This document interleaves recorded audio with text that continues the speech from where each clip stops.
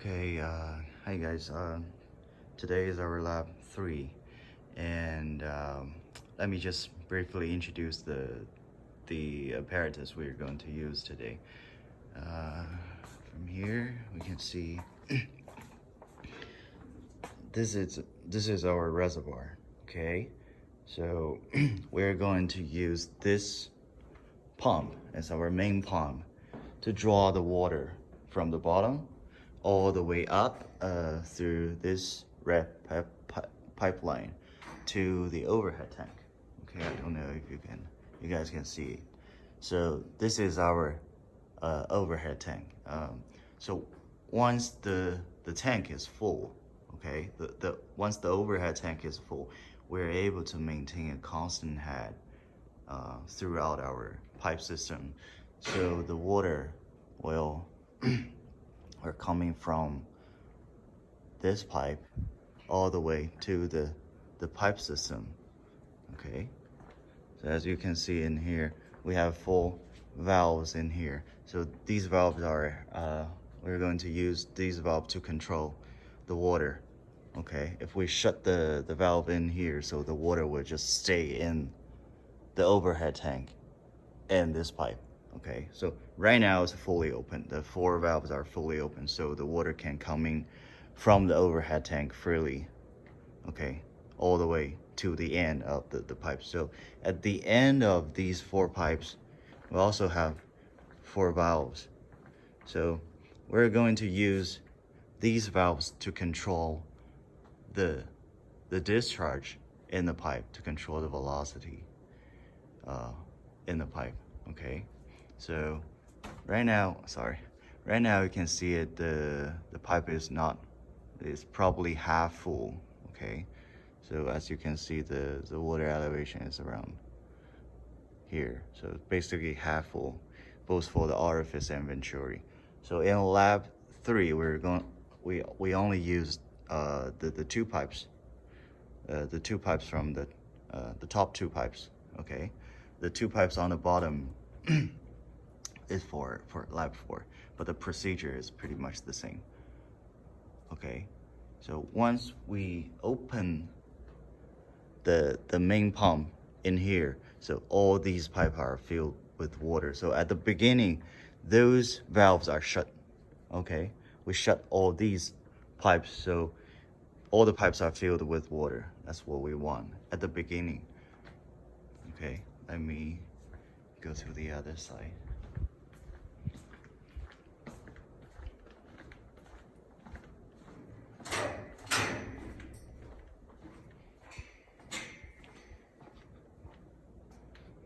Okay, so this is our orifice pipe. Okay, so this pipe is a 4-inch pipe, and the orifice is something inside this pipe. It's like a ring inside. So basically the pipe is a 4-inch, but the ring plate inside, there's a hole. Okay, yeah, you guys could clearly see it. There's a hole inside, and the diameter of that hole is 2-inch. So basically it creates a contraction of the water flow. And this one's a little bit different. This one's 2-inch pipe. Okay, this one's a 2-inch pipe, and as you can see in here, there is a contraction. Okay, I don't know, probably it's a very large angle contraction. It's like a 60-degree contraction, and there's a smooth expansion after the contraction. Okay, so this one's orifice pipe, and this one's a venturi pipe. That's 2 pipes we're going to use today. Okay, as you can see, these 2 tabs. Okay, I just used the venturi as an example. Okay, so the first tab is before the contraction. Okay, it's connected to the location, which is before the contraction, and this tab is connected to somewhere right after the contraction. So as as we know, if there is a velocity inside the tube, okay, of course the velocity over here and the velocity in here is different, right? Because the cross-section is changing. So if the velocity is changing, we use the energy equation. We could know, V squared over 2g plus p over gamma. Okay, if V1 doesn't equal to V2, so the P1 should not be equal to P2. Okay, so the pressure difference can be measured using this device. Okay, the tubes are connected to one manometer, so the pressure difference will be showing in this manometer, and we are able to read the numbers. So we are able to calculate the velocity difference at these two locations. Okay, so the same thing for the orifice. Okay, so this one is before the contraction, and this one is after the contraction. So we are able to measure the difference on the manometer too. And another thing we need to measure is the discharge in these pipes.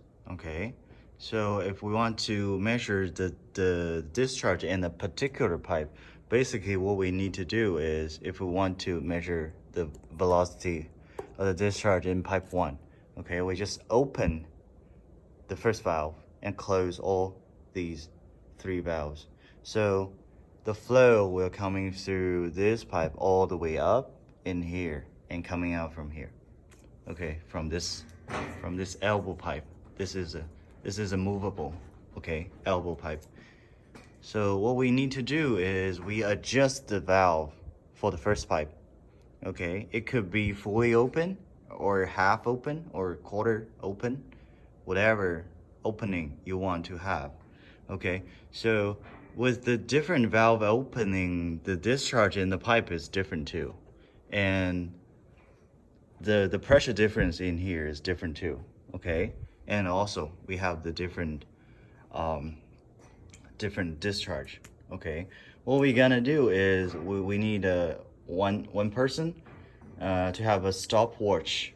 Okay, so basically what we do is like 10 seconds or 20 seconds. So another person just move this one into this tank, because this is a scale. Okay, it's a scale in here. So we want to measure how much water is coming out from this pipe for like 10 seconds or 20 seconds. We're able to measure the weight of the water. So from the weight, we're able to calculate the volume of the water and then divide it by the time. Okay, yeah, that's what we have. So we have the discharge, basically. So I think this one is it's a little bit rusted. So I don't know if I'm able to move this one.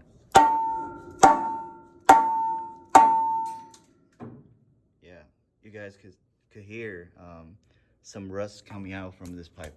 So I do want to show you guys the procedure of this lab. I don't know if I could do it today. So right now the overhead tank is full. Okay, as we can see in here, the spillway on the side is discharging water from the overhead tank because it's full. I don't know if you guys can see it. So that's the water. That's the water from the overhead tank. Okay. So right now, both venturi and orifice pipe are filled with water. Okay, right now. So I'm gonna adjust. Okay, as you can see here, there is some pressure difference in the manometer, and it shouldn't happen. Okay, at the beginning, let me just adjust it to its normal state. As you can see in here, after 2 minutes, I bend the bubble inside the system, so the the manometer fluid level has become, you know, it's around 40. Okay, right now. So it's balanced. Because the velocity is 0 in the pipe, so the pressure should be equal.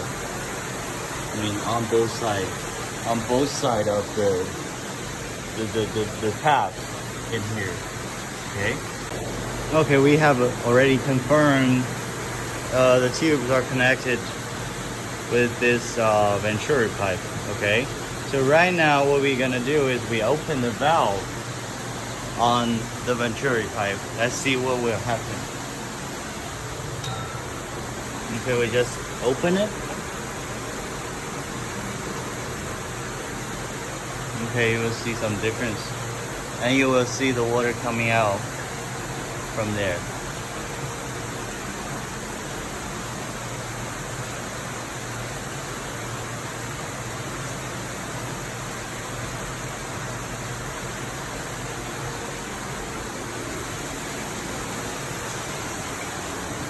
Let's see what happened in here.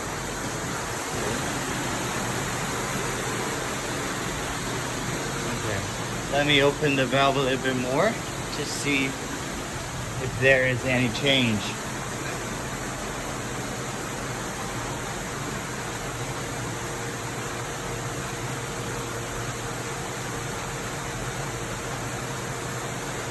Yeah, the water should coming out from the pipe over there.